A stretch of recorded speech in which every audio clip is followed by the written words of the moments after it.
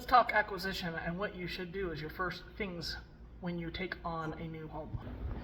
You're going to want to get the locks swapped out.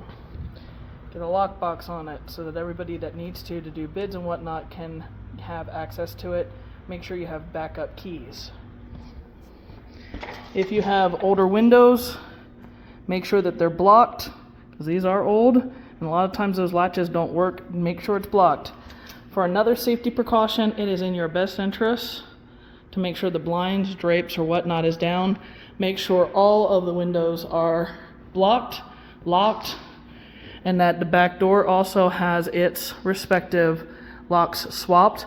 I always like to make sure that I leave a light on in one of the bedrooms so it looks like somebody is here and they can't tell the difference otherwise.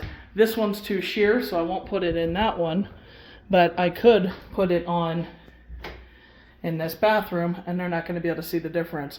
So what it does is it helps to deter. You do have a lot of times squatters.